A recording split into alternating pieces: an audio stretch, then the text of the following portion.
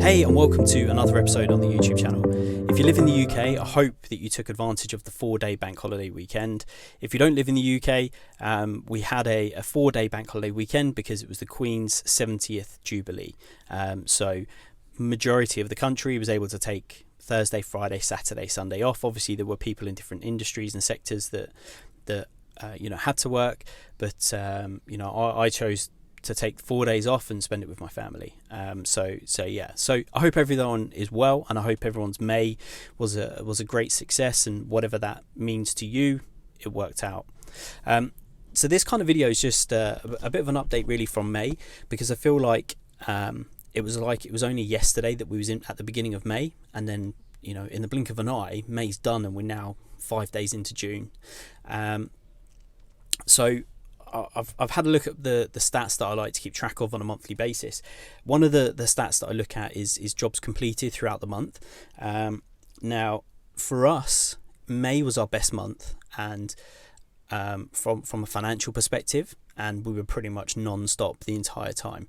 And the reason why I say that is because when I tell you the number of jobs completed, upon reflection, it doesn't feel like I should have been that busy based on the number of jobs. But obviously,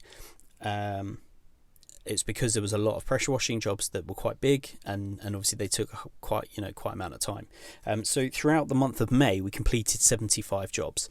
Now that will be a combination of regular window cleaning customers, a handful of ad hoc one-off window cleans, and then probably 7 to 10 pressure washing jobs that we did throughout the month.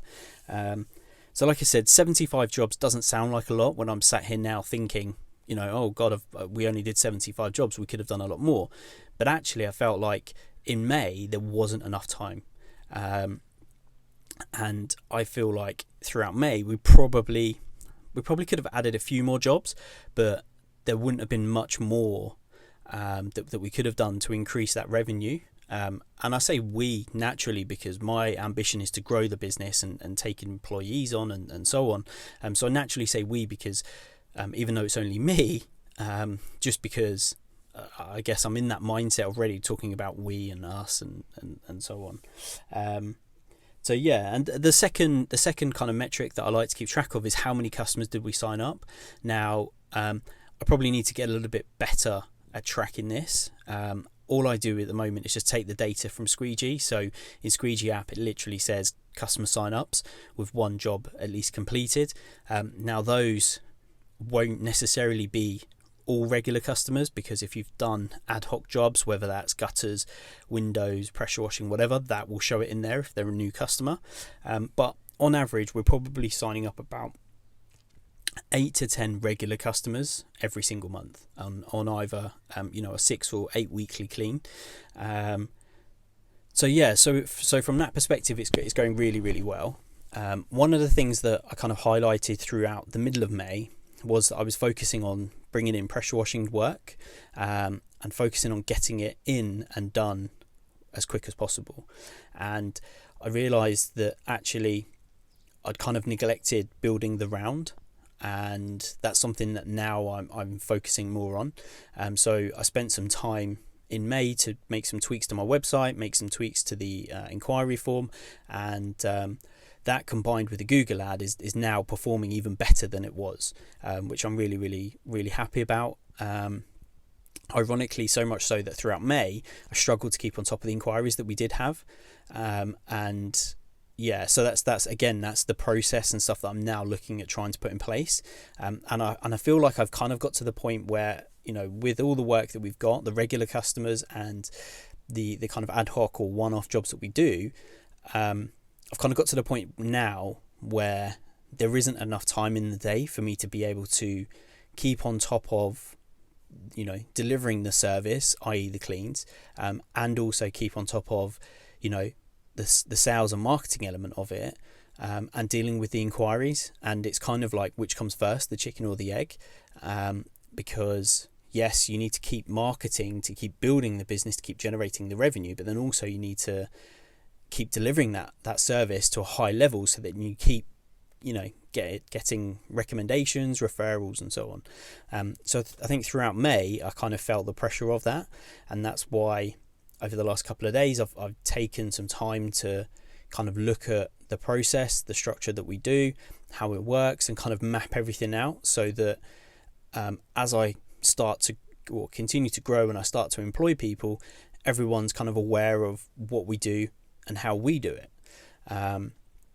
So yeah, I'd love to hear your thoughts and comments. If you're in that position, you know, you're finding that you've got, you know, enough work that's filling the day, and then how are you juggling your inquiries? Are you contacting them in the evening? Are you contacting them the next morning that they come in? Like, you know, what are you allocating a time in your diary, you know, between like 10 and 11 to contact those people? Like, you know, how are you managing it? I'd love to hear your thoughts in the comments.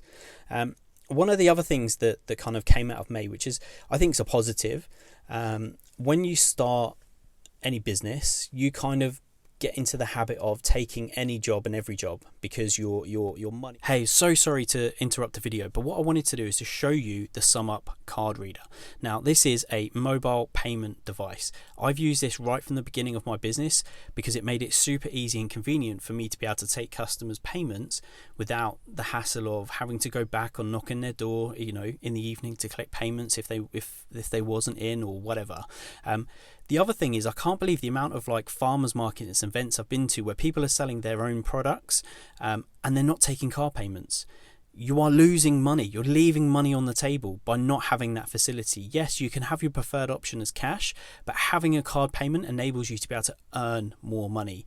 Now, I know you may be thinking, yes, but it's going to cost me more money. Well, here's a good thing. It costs £20 for the device, and currently the fees, if you're taking a manual card payment, so if the customer puts their card in or taps it on the contact list, they charge 1.69% of the transaction fee, which is absolutely pennies. So if you're interested to learn more and see how super easy it is to take payments, hit the link above, watch the video, and let me know your thoughts in the comments.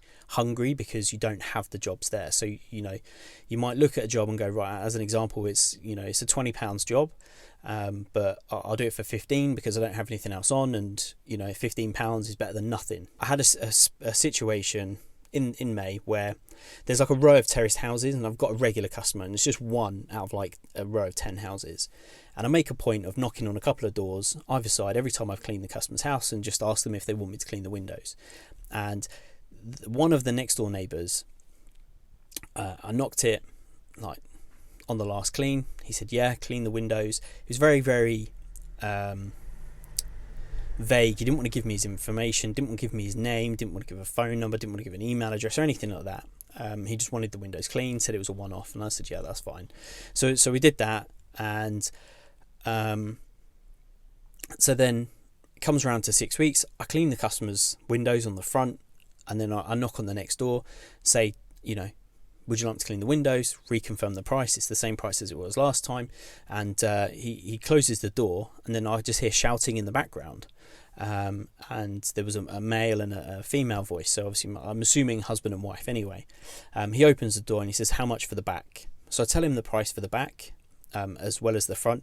Now with this particular house, it's a row of terrace houses, but to get to the back, you've got to kind of go, 20 yards down the road or whatever it is, turn left, and then you've got to kind of go round the back of another row of houses to come back on yourself to a certain extent to then get to the rear, and there's cars everywhere, and it is a real nightmare. So I told the guy the price, explained the situation, that, you know, it's not as simple as just popping round the back. I tried to negotiate, and he said, you know, like £25. I think he said £20 at first or something like that, and I was just like, no, like it's £30. So then he closes the door, and then he starts arguing again, and then he comes back, and then he says 25, and I'm like, no, like it's £30, or I can do the front, and it's, you know, 15 quid. I've got the pole here, it's 15 quid, I'll do the front, or, you know, it's £30 for the rear. And he closed the door, started arguing again, come back and said, no, that's fine, then just leave it. So I said, okay, do you want me to do the front? Just expecting him to say yes. And he said no. So I said, okay, that's fine, no problem. And the thing is, like, I'll knock again in 6 weeks' time and ask him if he wants the fronts done. And if he wants the rear, I'll go back and say the same thing. It's, you know, it's not a case that I didn't want to do it. It's just the fact that I'm now in a position that I kind of know my worth as a window cleaner, if that makes sense, because a lot of people look down on like the cleaning industry, but actually if you do a really good job and you put your own trust and belief in yourself that you are good at what you do, then you can justify charging the prices that are fair for the service that you're providing, right? So one of the things that I kind of took away was, don't undervalue yourself and sell yourself short. At the beginning, if you don't have loads of jobs and you've got loads of time, maybe you would have taken that job for 20 quid. And if I'm honest, if I'd have done that in October and it said 20 quid, I probably would have gone, yeah, okay. But because I've kind of built myself into a position where I don't need to do it, I don't need to downvalue my service to get customers in. People see the value when I have the conversation with them, because not every customer is your customer. Perhaps have a look at your existing customer base and see if there's any way you think, actually, I have underpriced it. Now you've got experience. And yeah, let me know your thoughts in the comments. I hope everyone had a good May, and I hope that that June is really, really successful coming into summer. I fully anticipate that we're just going to get even busier and busier, which is obviously going to have its challenges with school holidays. In that situation. So I've got 2 children. We're going on holiday in August. Pretty much every weekend in June we've got something going on leading up to August. So yeah, it's all going to be fun and games. But yeah, if you've made it this far, look, I really appreciate it. Yeah, thank you so much, and enjoy the rest of your Sunday.